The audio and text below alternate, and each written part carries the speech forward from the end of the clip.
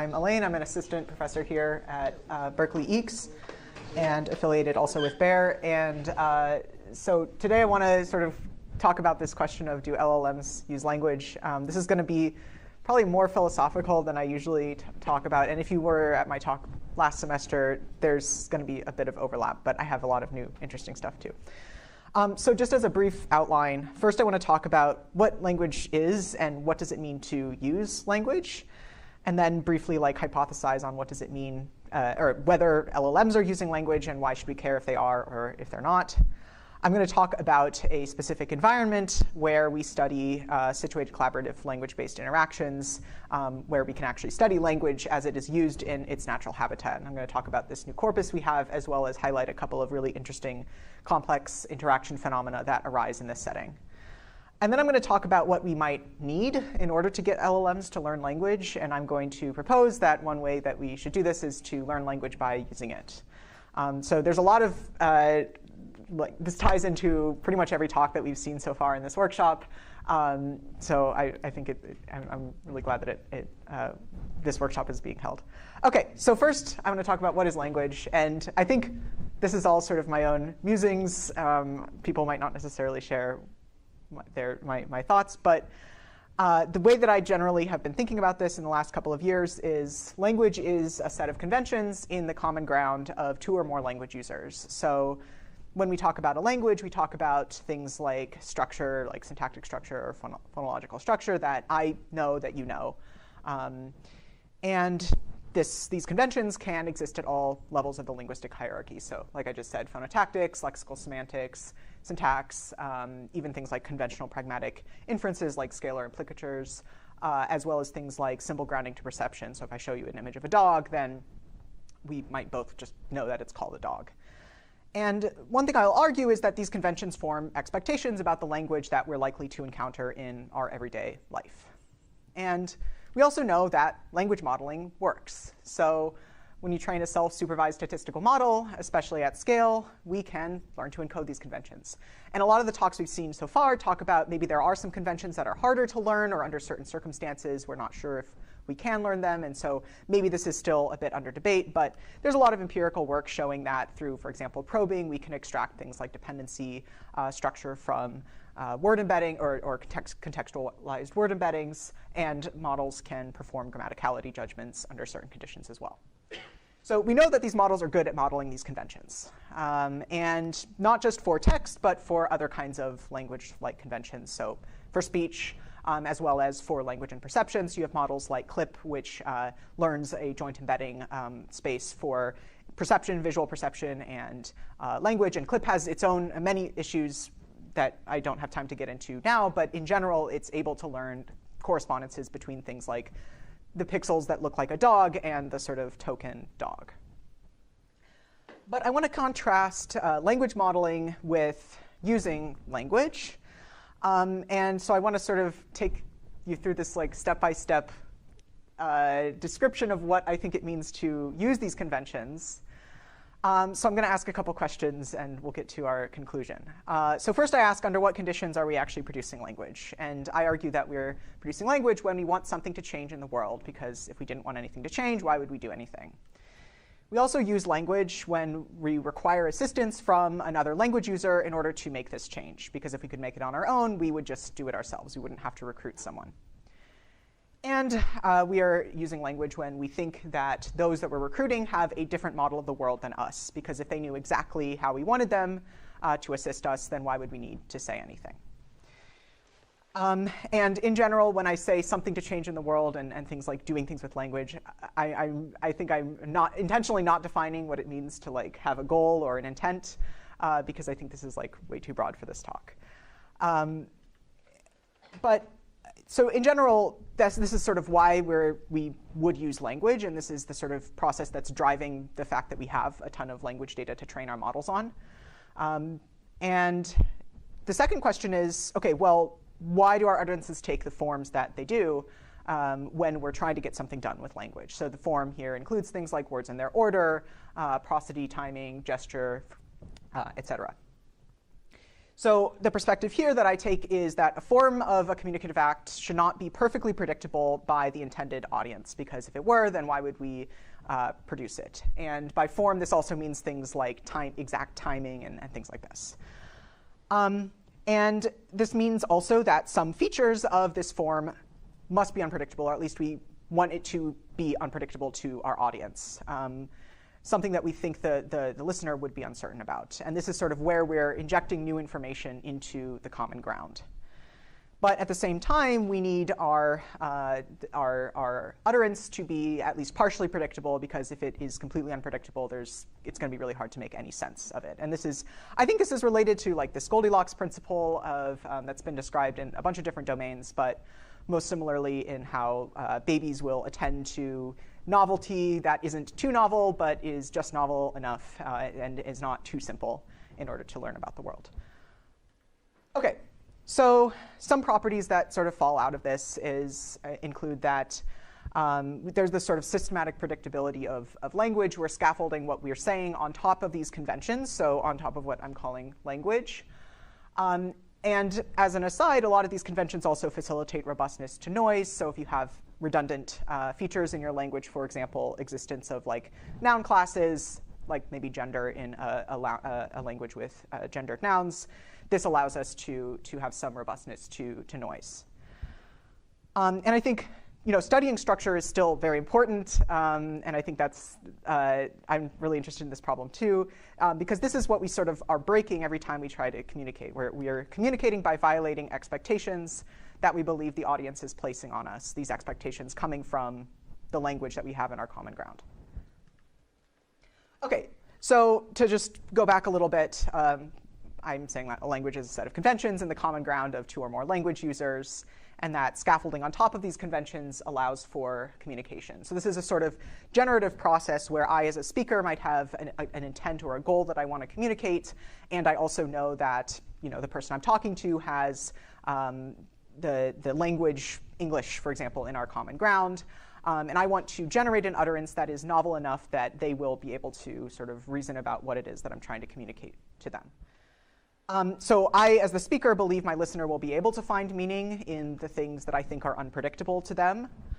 And if I'm listening to language, I believe that my speaker is only deviating a little bit from the norms that we hold in the common ground, and then I'm able to infer meaning from what was unexpected, what was surprising to me. And so another way of looking at this is language use is a special type of action where our actions can include, like literally manipulating the world with like our hands and so on. And it's special because it is an action that you take on another language-using agent, which is also processing language the same way that we do, and we know that is also in the common ground. And this leads to a bunch of different theories of things like speech acts and different particular types of intents that we use to communicate and how that might relate to different kinds of form.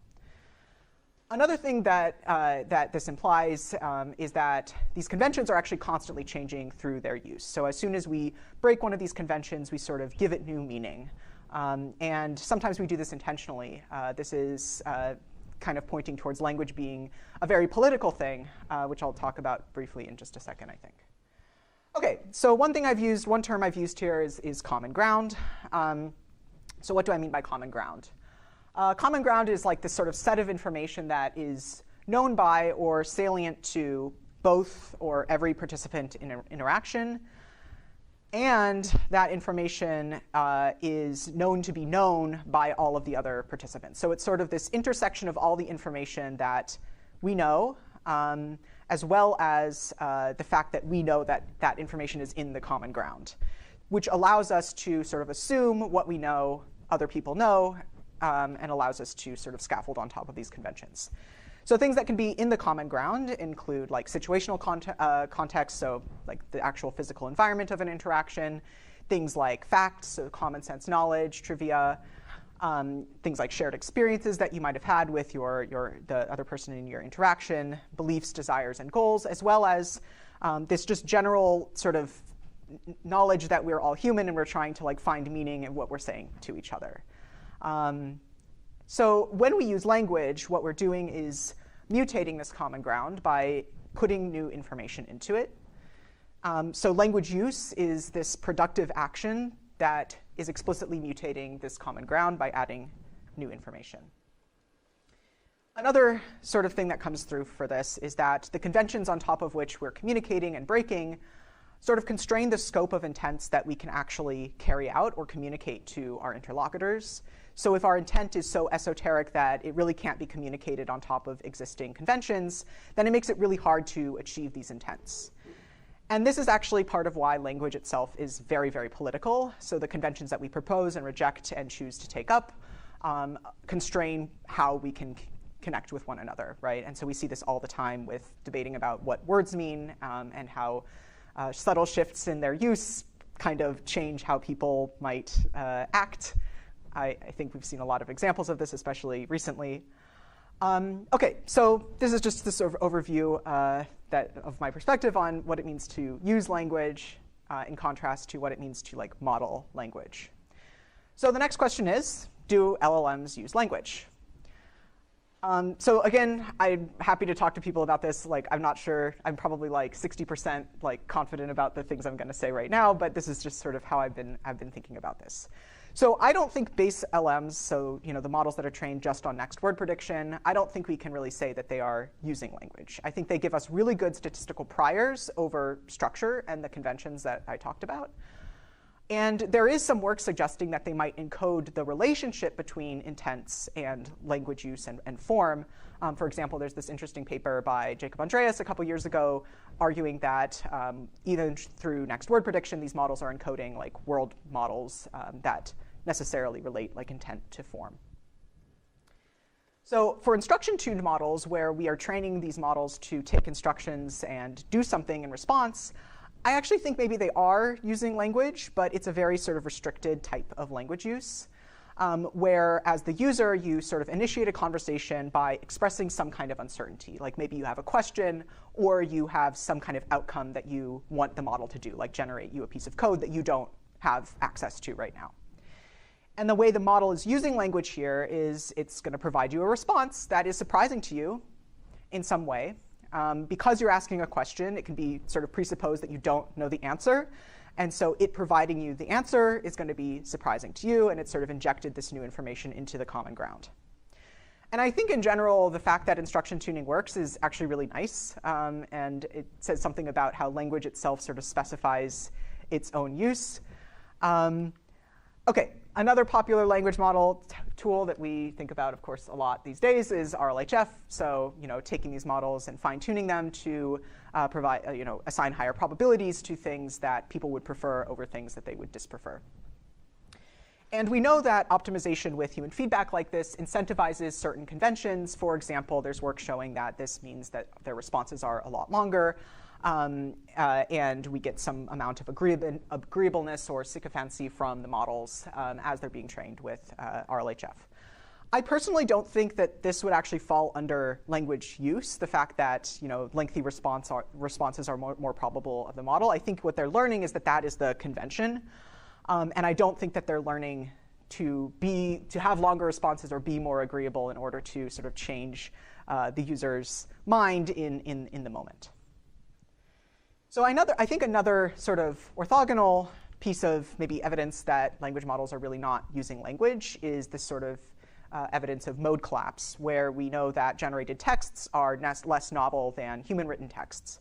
So just as a background, work from almost 100 years ago has shown that the sort of distribution of information in language is extremely long tail. So you have these Zipfian power law distributions showing that most tokens, most words, and n-grams only happen a couple of times in any particular corpus, if that. And regardless of this, we as language users can infer meaning from these long tail examples because we're language users.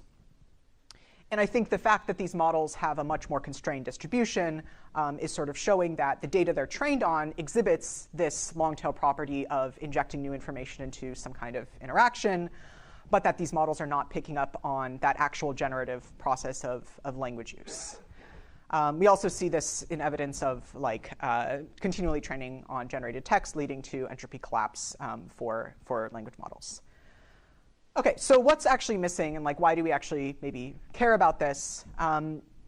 Language models do really well in these text-based information-seeking type conversations. So you open up ChatGPT and you ask it some question about like, I don't know, like where should I go on vacation or something like that.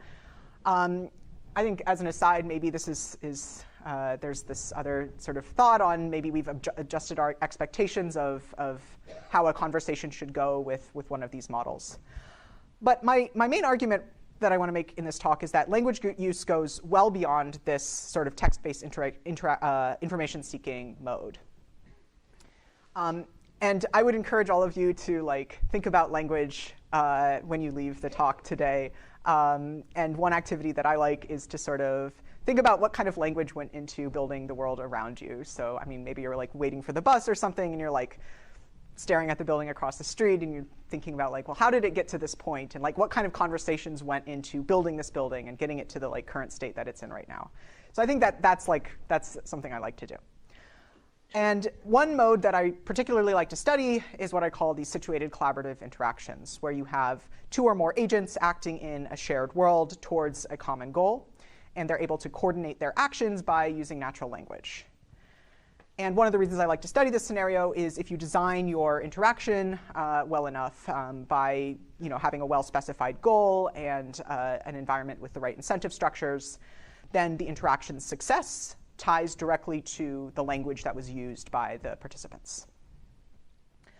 OK, so I've studied a number of different games that fall, and so a lot of the time this turns into a game setting where you have the specified success criteria.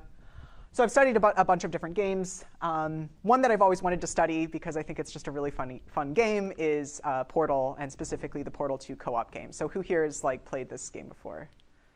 OK. So Portal is a puzzle game where you and another player are in a shared like sort of room, and you trying to like escape the room. It's sort of like an obstacle course type thing. In the co-op version, you have two players. You have the same set of things that you can do, so you don't have different roles. You have the same affordances. And you're in the same world. And this is a three-dimensional world. There's a couple of things about this environment that make it like technically challenging to deploy models in to evaluate with humans, but we're working on this in ongoing work. One example is that there's continuous control, so you have this very low-level continuous action space, as well as continuous time perception. One of the things I really like about this game is we have novel objects, so things that I've never seen before in my life, but I can learn sort of in a couple of experiments in the actual game, the dynamics of those objects and how they might help me fix or escape this room. There's also novel world dynamics. So the main new dynamic that this game includes is this portal feature, which allows you to place a doorway one place and a doorway another place, and then they sort of link up together. So when you go through one door, you come out the other door. And this kind of, in many cases, just completely changes like the physics of moving around in this environment. So you have a lot of novelty in this environment. I'm going to just show a very brief clip of this is coming from, there's like a tutorial of the very first level of the co-op version. So there's not going to be any sound for this. Oops.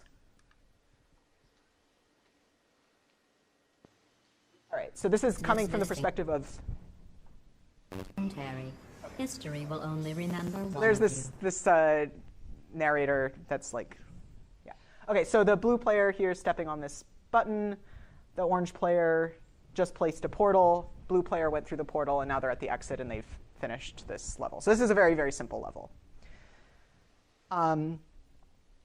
One thing I think is kind of funny that I only realized like 6 months into the project is the actual premise of this particular game is that this robot that you just heard named GLaDOS is replacing human testing with robot co-op testing.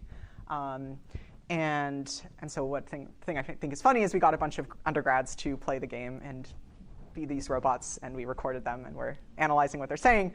Another quote from the game that I really like is also from this evil robot is, "I don't want to alarm either of you, but we might have a tiny problem. Apparently you can't test unless you're human, but well, you can. It's just that results-wise, the physical universe doesn't care," which I think is nice because I care about human language use, and so I think it's important to study people in language-based interactions. OK, so I want to go through an example of a dialogue with two players. So on the left, I'm showing the orange player's view. On the right, I'm showing the blue player's view. And there will be captions on the bottom of each side. And I'm going to highlight, before a phenomenon happens, something to look out for. And so I'm going to pause and explain just briefly for some of these. OK. So the first thing I want to look out for is this collaborative completion, where as one player is sort of struggling to find some words, the other one chimes in and finishes the sentence. And this is something you can really only do. Let's see what happens.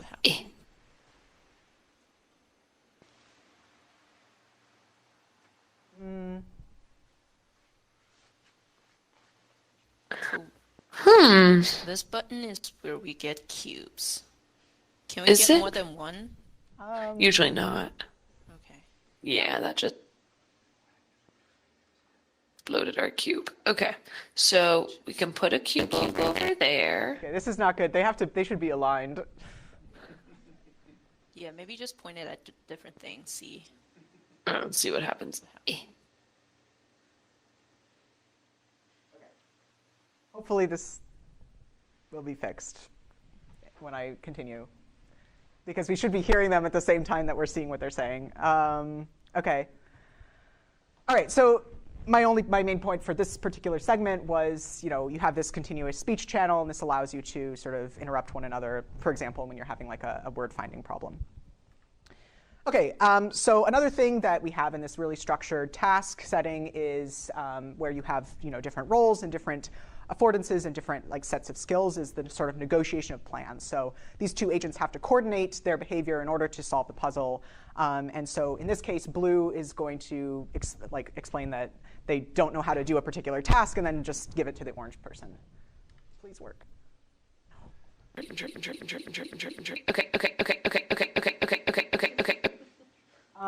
So maybe one thing I can do is just use my laptop for the audio.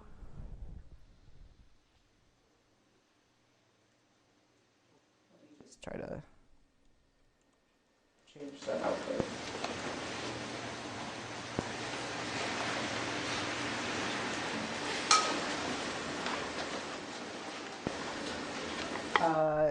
Can you turn on one of these mics? And I'll just hold it here. Let me see if this works. OK, cool. Is it switched on? Yeah. You should be in charge. It's too much responsibility. Okay. So how? Can people hear that? OK, cool. OK. Actually, you can turn this one off, and then I'll just use this, and then when I'm done, OK. Thank you. OK, cool. All right, so the next thing I wanted to highlight is that you have this continuous speech channel. You don't have to finish your sentences. You can decide just not to continue talking, particularly if there's new information in the world that maybe finishes your question that you had. So we abandon our utterances and we interrupt ourselves. So here, blue is going to try to explain what to do and then identifies something and then just stops saying this sentence. Where are the different areas where we can? Oh. OK, so blue in particular was looking for this square thing, which is the only place you can put a portal, is that white sort of square.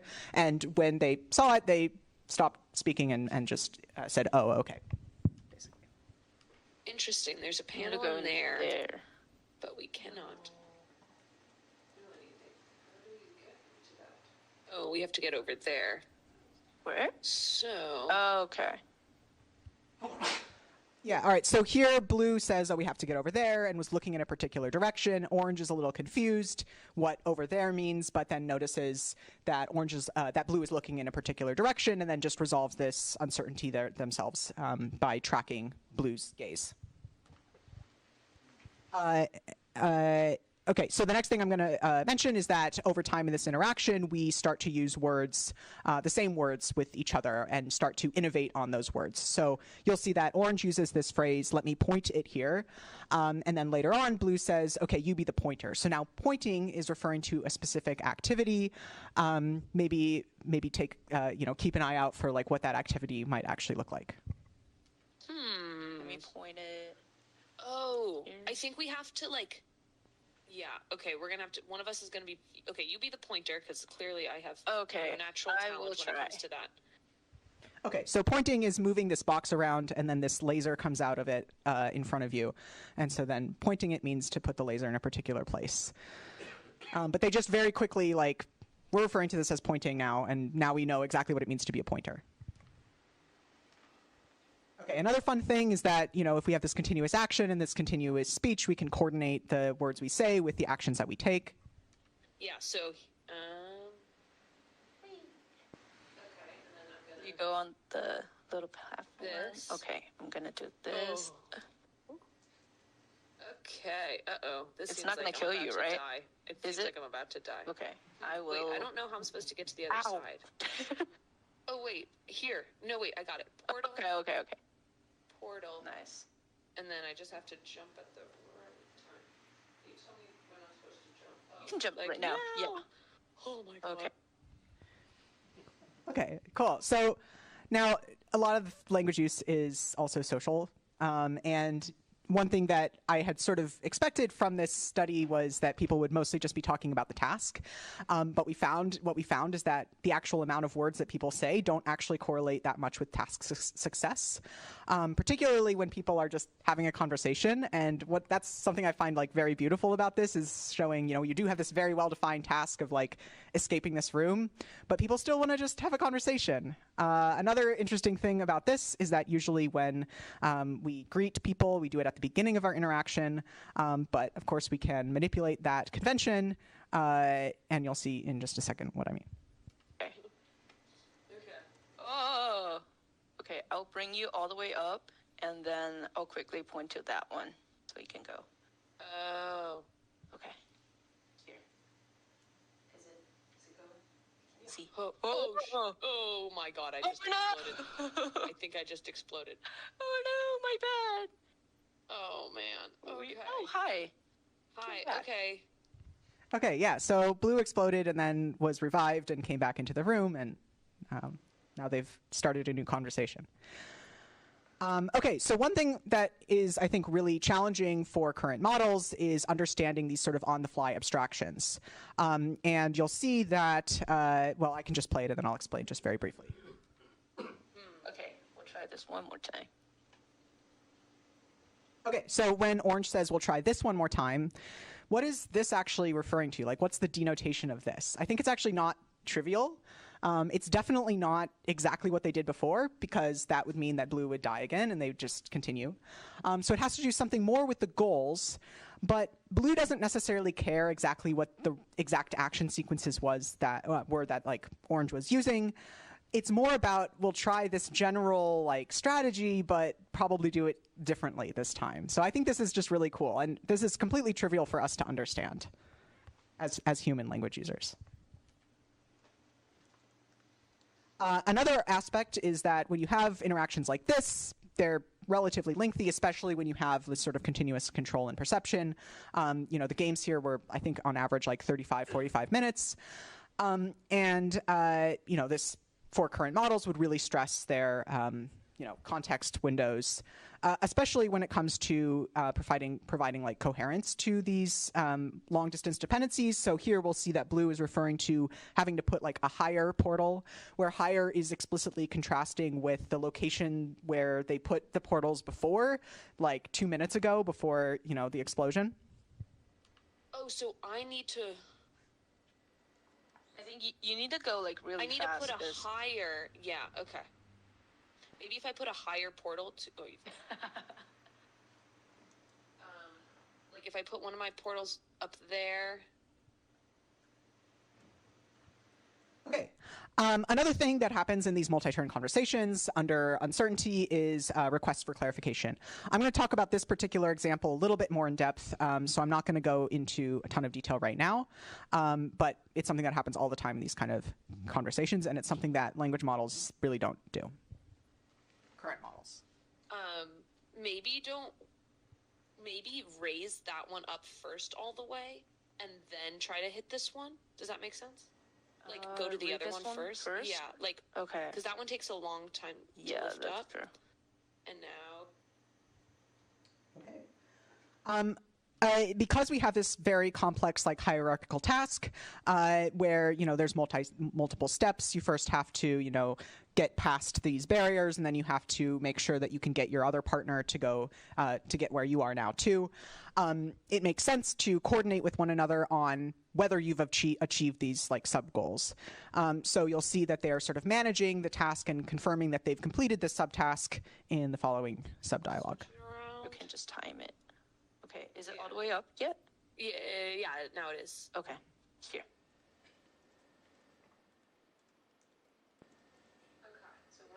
It's too, it goes down too fast. Okay, let me raise this one all the way up and then try this again. Maybe.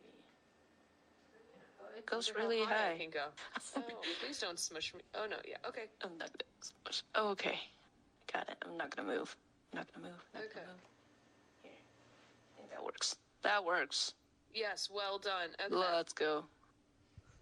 Cool. Okay, so now they're like, okay, we're done with the subtask. We can try to figure out what the next step is. Yeah? Quick clarification. Can they see each other's screens? No, they can't see each other's screens. Yeah. Okay. And this is them just finishing the game. Yes. So now I need to, which portal would be more accessible to? Wait, you need to a portal now, right? Yes. Oh my god, okay.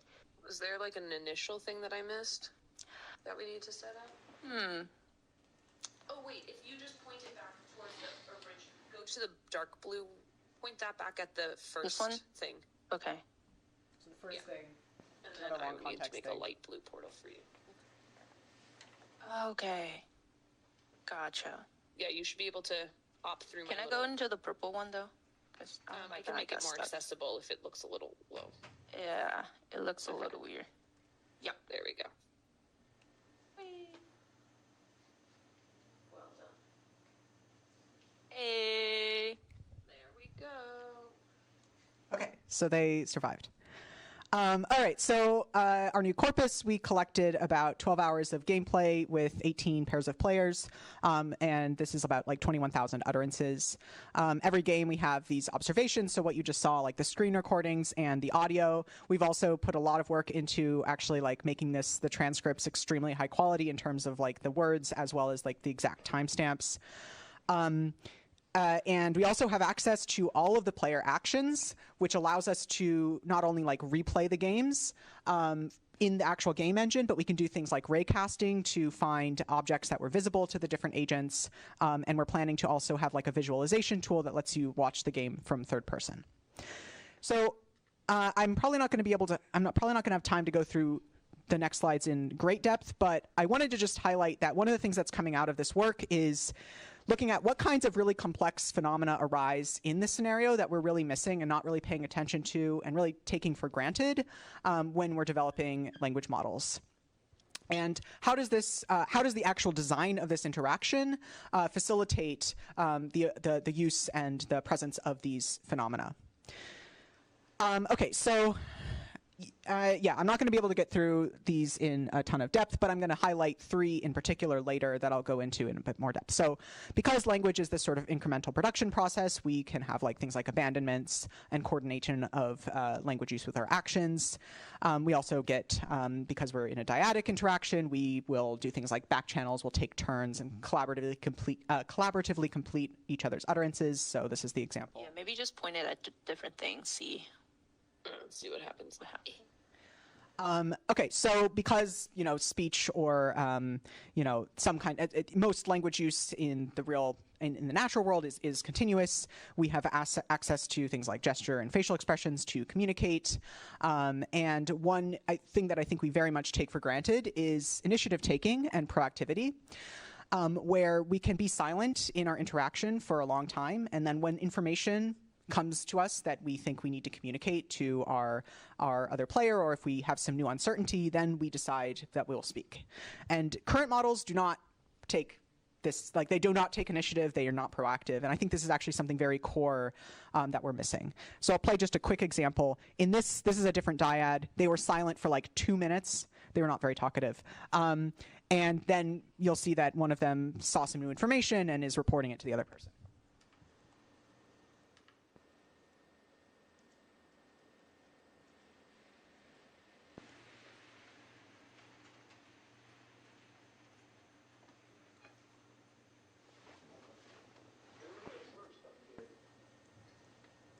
Are you? There's a new research here. Go back and. There's an answer. I think we need to pull together. Oh, okay. Because we have, this incentive structure and we have this task we're working towards, we can negotiate our goals and plans, and we can ground our language use in hypothetical states of the world.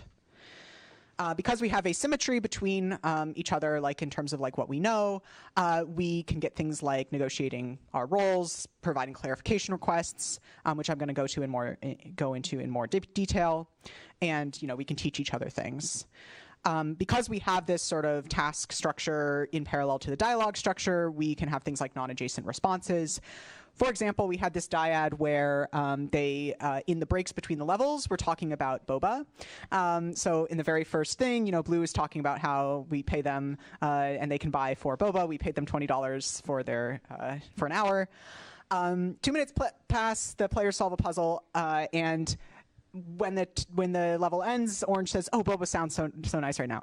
In these 2 minutes, they said nothing about boba, and then they're still talking about boba.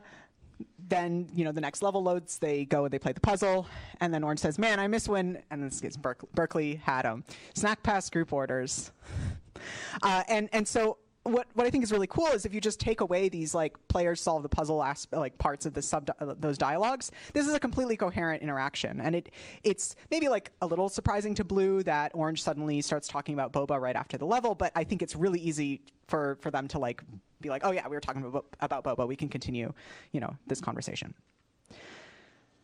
Okay, so. Because we're embodied in the same environment, we can do things like take the spatial perspective of our other participants. We can manage their attention by calling attention to different things to look at. And because this game has a bunch of novelty, then we get interesting things like abstract reference, things like referring to a complex sequence of actions as this. We can express uncertainty. And then one thing I'm going to highlight in a bit more detail is we can negotiate what different things mean implicitly through conversation.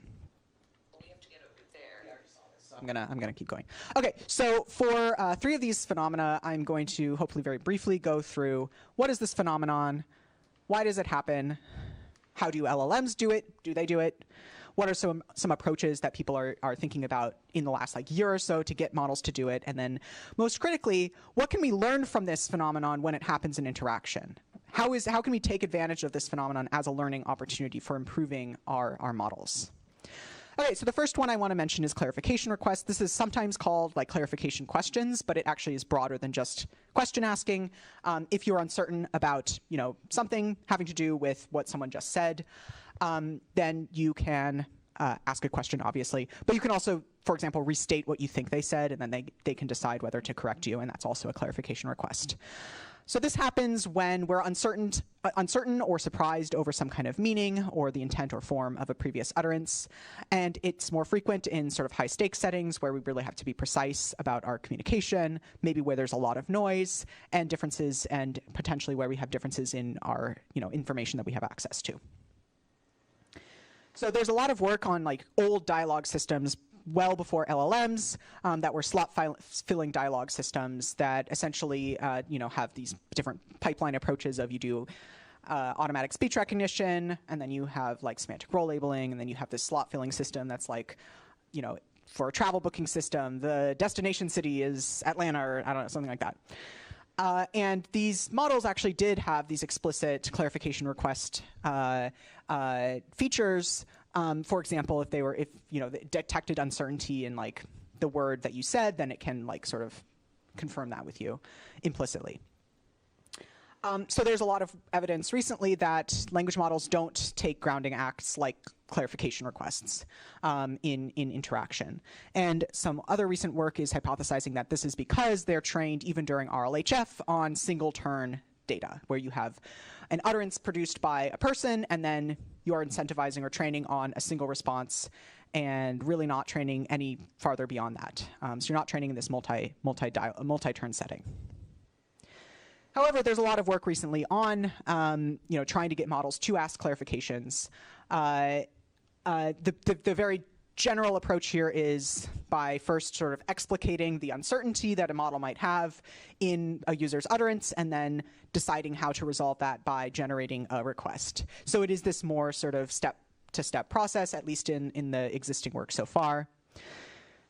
And all of this work has focused only on like text-based interactions, whereas in like a multimodal interaction, you're going to get a lot more uncertainty. So what can we actually learn from these requests? So I'm going to go into detail on this sub-dialogue. Maybe raise that one up first all the way, and then try to hit this one. Does that make sense? Like go to the other one first? Yeah, like, okay. Because that one takes a long time to lift up. True. And now... Okay, so you know, if we make so in this dialogue we have clarification requests like, does that make sense? Orange says raise this one first, while also moving, you know, the laser towards the one that they think is that one. It's very hard to talk about this in the third person when I'm actually not there. Okay, so one thing we can definitely learn from a response to a clarification request is the knowledge that we wanted to get out of it. So this is, you know, we ask a question, we get an answer, now we've learned that answer. But we can also get some more global knowledge out of this. So a lot of recent work looking at clarification questions is specifically trying to train models to be individualized or personalized to particular users. And another thing we can learn that I haven't seen a lot of model work recently looking at is this actually gives us just a better model of our interlocutor's language use. So, you know, if we're talking to someone who is not a native speaker in the language that we are, maybe we have trouble understanding some of the things they're saying, we can form a better model of their sort of phonology by asking for clarification. And over time, we now can understand them better. Okay, so the second phenomenon is how we might negotiate meaning in interaction and form these sort of conceptual pacts. So there's this really nice work recently from Robert Hawkins at Stanford that sort of characterizes how in a multi-turn interaction we will come to form conventions in the common ground. These conventions can be arbitrary, so you might have, you know, many possible different ways of referring to something new, and they would be accepted by your interlocutor. But once you've sort of given a name to a new thing, it's going to be relatively stable across the interaction. You're not probably going to deviate by calling it something new, because that would be really confusing. They are also, over time, modified to be more efficient. So you might start with a convention that's super long.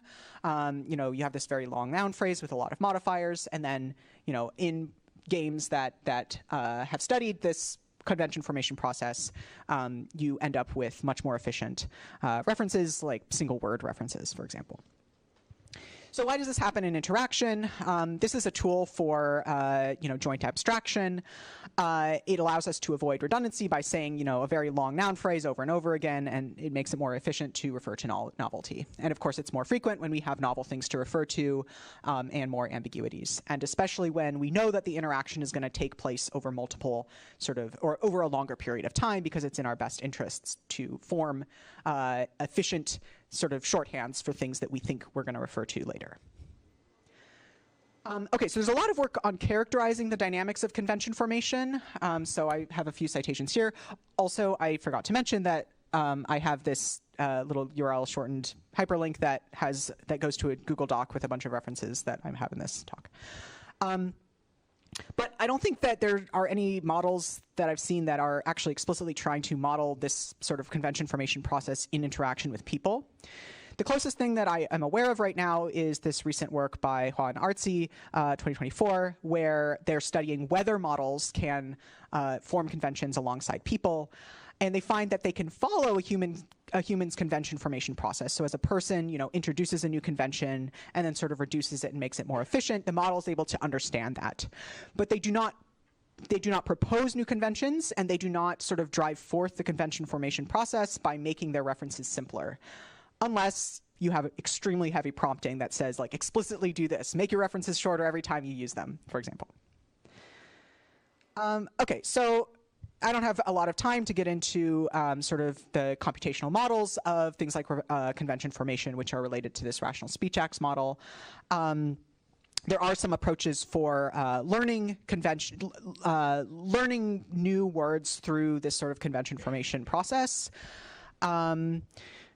I just wanted to highlight very briefly another interaction that highlights that this is really prevalent in our corpus. So, in the game, you can only place portals on like these white panels. And so here, this is the very, very first level. Orange says, I think if you shoot on the white thing, referring to these white panels, refers to it as the white panel. Now it's just panel.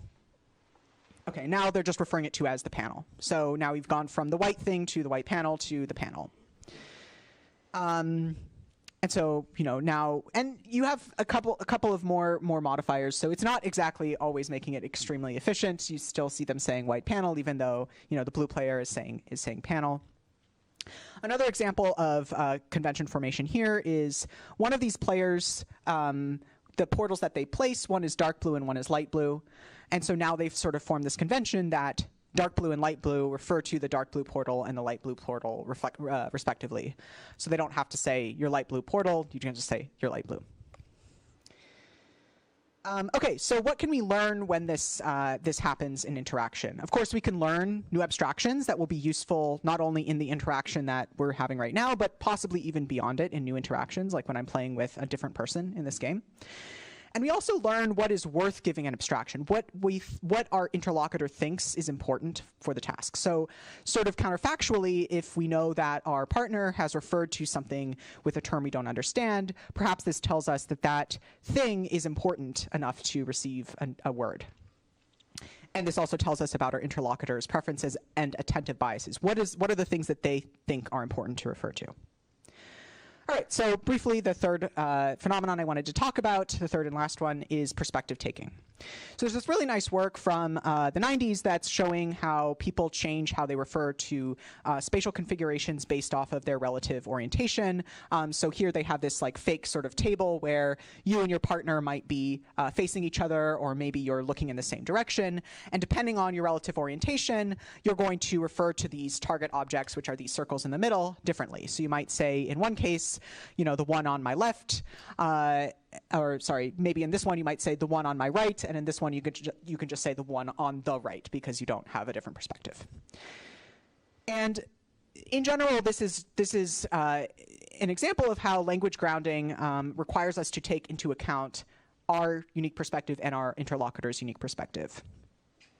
This happens because we can more efficiently communicate if we accommodate our interlocutor by making it easier for them to understand our references, for example, by saying, for this one here, on your left, right? So that's easier for them to understand than, for example, on my right, because to resolve on my right requires them to think about what your perspective might be.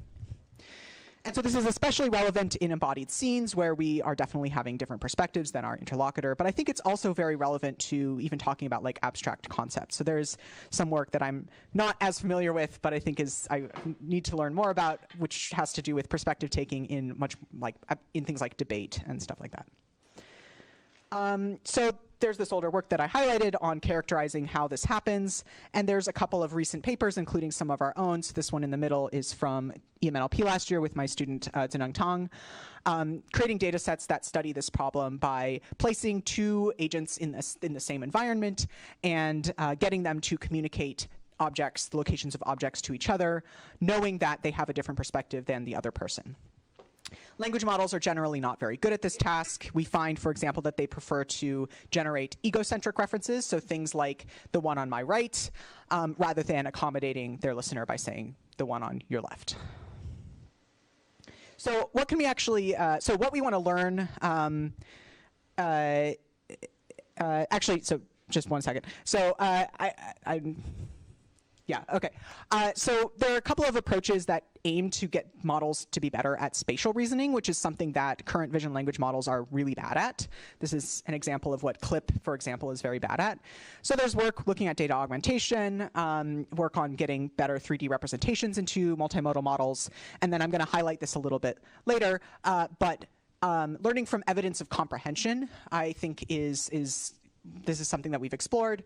I think this is very key to the whole learning how to use language thing. But I want to highlight just one last clip of one really cool phenomenon that happened with respect to perspective taking in our corpus. So this is another dyad. This is the very first course. And you will see that the blue player, who's on the right, is referring to things with spatial descriptions when they don't actually know which way the other player is facing. Oh, okay, I see. So I can step on this, and then you can head back, through the portal, and then walk, and then you can walk through the door on the right, I think. Oh, let me see. Yeah, this one opened. Okay, so blue player did not know which way orange player was facing, but orange player knew that blue player didn't know which way she was facing.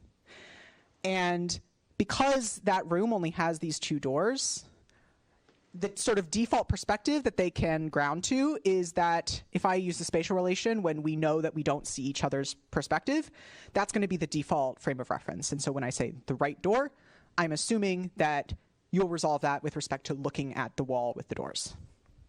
And we do this, this is super trivial for us to do, but I think it's very cool. There's a couple more examples in this particular, this example, but I'll just skip through them because we don't have time. Okay, so when this happens, what are the different things we can learn? We can learn the sort of conventions on how we're accommodating to each other. So there's this older work that I highlighted earlier that shows how across a couple of different interactions we will form conventions about whether we're referring to things egocentrically or whether we're accommodating each other. There's also this sort of willingness to accommodate. So if your interlocutor is always preferring egocentric descriptions and that becomes too difficult for you, maybe this is indicating to you that they're not willing to accommodate. And yeah, okay. All right. So now let's move on to how to learn language. So the modern recipe of learning language, learning the sort of conventions that we're scaffolding communication on top of, is you get a bunch of documents, you have self-supervised learning, you learn these statistical regularities, you instruction tune to get models to do what we ask them to do, and then you fine-tune on a lot of in-domain data, like for reasoning. But what about all the really interesting phenomena that I just highlighted? So I don't think that scaling like this is a sustainable way to get models to use language like we just saw. I also don't know if it's really necessary. And so there are other people in the room who know this way better than I do, but at least my perspective is coming from these sort of usage-based theories of language acquisition, where the earliest communicative acts that we use as children are non-linguistic, and they're things like pointing, where we're asking our audience to share attention to us. And when we point at something and the adults around us attend to that thing, then we've been able to manipulate their perspective, and now we've learned that pointing is something we can do to change how the people around us behave. The sort of earliest structured abstractions, things like scripts and routines, will provide sort of the basis of our knowledge that there are abstractions and structure in the world. And there's some work discussing how this might prime us to look for things like syntactic structures. The earliest language-based communicative acts are utterances that carry out complete intentions rather than looking at word-by-word meaning. And we can learn this by, hearing an adult speak and then what we're trying to do is infer their intention. And the acquisition of the words comes later, for example, by seeing these words repeated across different contexts. And in general, a lot of how we're learning is we test out different hypotheses and we observe the sort of response of like an adult. And when it comes to learning new constructions and learning to produce new constructions, we can learn from observation, and there's this interesting paper I just read that's sort of proposing that the fact that once we learn that structure exists, then we can look for that structure and we can learn how to learn structure. Okay, so my thought is the ability to use language is the ability to learn language and also to participate in and sort of drive forth its dynamics by breaking conventions and giving them new meaning. And when we use language, what we have to do is generalize to new goals and intents, including these sort of goals about how language might be in the future. We generalize to new people and uncertainty that we might have over our common ground with them, new situational contexts, new constraints on our communication media, and these constantly changing conventions. And we do this all under resource constraints that we know we share with our interlocutors, our human interlocutors. Okay. I'm going to highlight some very recent work that sort of shows the direction that I think is really promising here, which is this perspective of learning to generate language by observing evidence of its comprehension. So there's three pieces of work here. I'm going to highlight the one in the middle because this is coming from my own lab.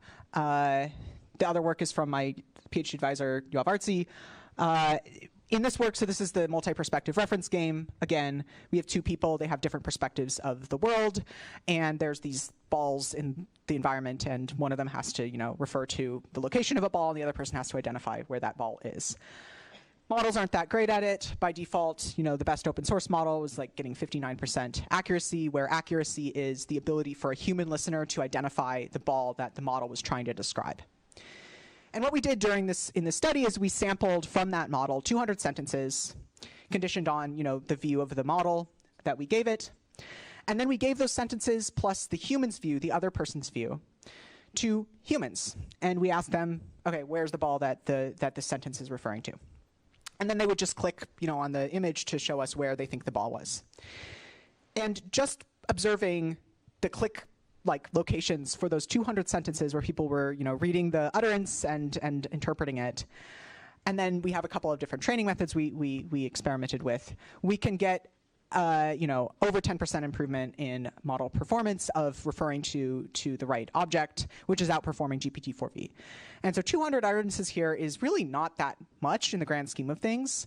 And it really shows that we can very quickly learn to better refer, for example, by observing how our references change people's behavior. Okay, so as a conclusion, do LLMs use language? I think in some narrow sense, sure. They can generate coherent strings of text that allow us to learn something new, and for many cases, that's good enough. Obviously, the popularity of ChatGPT is not for nothing. But I do think that, maybe a hot take, I think they are using way more training data than is necessary. And I think there's little evidence that with the scaling approach, and especially despite the scaling approach, that they would be able to generalize real language users in the examples that I showed earlier. So some things that I think we need, I think we need to be training our models in embodied scenarios where we are actually physically situated in a world where our agents not only are using language but also enacting change on that world. And so then they can learn a sort of action space that includes physical actions as well as linguistic actions. And so through this, the model might gain some agency in how language is an action that changes other people. I don't think Allison is here, but one of the things that I've found really inspiring lately, both for linguistic stuff, but then also just in general, is thinking about empowerment and the sort of goal of learning to having a motivation during learning of maximizing this mutual information between the actions we take and their outcomes on the world. So the idea is, instead of wanting to try to get to a particular goal, we're learning a better model of the world, a more manipulable model of the world.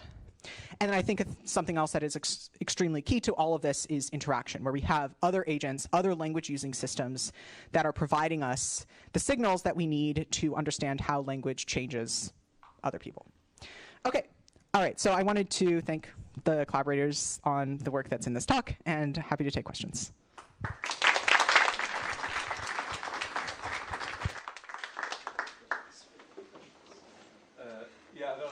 Have you talked to people in the robotics community? Because they're very happy having language models, so you can talk to a humanoid robot now. But it's very clear that it's not enough to be able to talk to them. So, and if they really want to give us, household robots in the next 10 years that interact with us on a daily basis, they have to have all these elements that you are talking about, like different perspectives and conventions and not running into us, right? And so this is clearly something that language models don't do. Yeah, I agree. I mean, I don't work directly on robotics stuff yet, but I sit next to a bunch of robotics people here at Berkeley. One set of work that I really like is coming from Anka Dragan on legibility.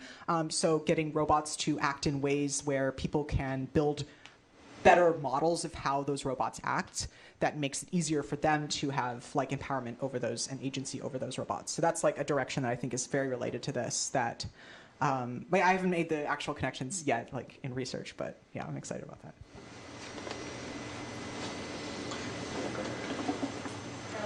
Great talk. So I really liked what you said about asymmetry between the two language users. And so I wonder if people have looked into environments where that asymmetry is baked in, right? Like, I don't know, like a surgeon getting assistance from during a surgery. So that kind of models the interaction that we want maybe these LLM systems to have. And I wonder if those environments are possible to model. Yeah. So there's a lot of different game environments, and one of the things that I want to come out of this sort of dialogue corpus is a sort of taxonomy of these kind of things. One thing that comes to mind immediately is a lot of people have recently worked on this Minecraft dialogue corpus. It's not actually Minecraft if you're familiar with the game. It's basically in the Minecraft game, but it's a building task where one person is like the architect. They see the full like blueprint of the structure that they want to build, and then the other agent is the builder, and that's the only one that's actually in the world doing a task. And so the architect has to be able to communicate the blueprint to the builder, and the way they do this is through this natural like multi-turn conversation. And so is that like a better environment to study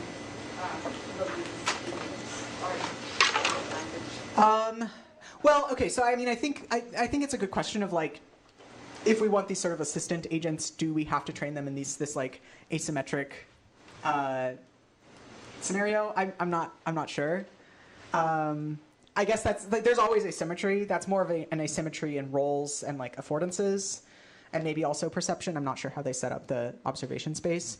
I don't know if I would say it's better or worse. I'm not like proposing our corpus as like a training environment. I think it's just, in some scenarios you have different, like depending on the incentive structure and the game design, like you have different phenomena that arise more than in other places. So.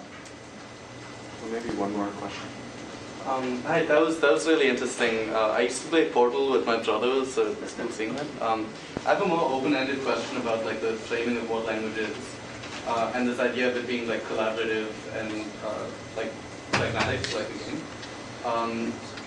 Open-ended, but where does expressive language fit into this? Like, I stub my toe and I say, ouch. Or I'm surprised and I say, oh, wow. Even if I'm, like, alone in the room. Where does that fit into this? Like, are we ever going to have models that, like, do that? Yeah, well, I don't know if we'll do... I guess it's a question, do we want models that do that? I don't know. Yeah. R1 reasoning traces. I guess they do actually. Yeah. They do kind of do it. Yeah. I mean, I think that a lot of the way I've thought about things like private language, so something like writing a diary or whatever that you don't expect anyone to read is, maybe you're making a note for yourself in the future. Maybe, I mean, I think there's one argument. I think one prevalent argument, especially from people who really work all in on LLMs, is that language exists as a reasoning tool, and I think to some extent that is like a byproduct of it existing. I don't think that's necessarily the main reason that it does exist, but I think we use it as a reasoning tool, and so I think that's maybe not explicitly for the like, oh wow case, but like, you know, we do. And I think we practice language too in private, for example. Yeah. Okay, let's thank Alane again. We'll take a 10-minute break and then come back here at 4:10 for a panel discussion. All the speakers on any given day, please join us on the panel, and audience members, come with your hard questions. Any topics open for discussion.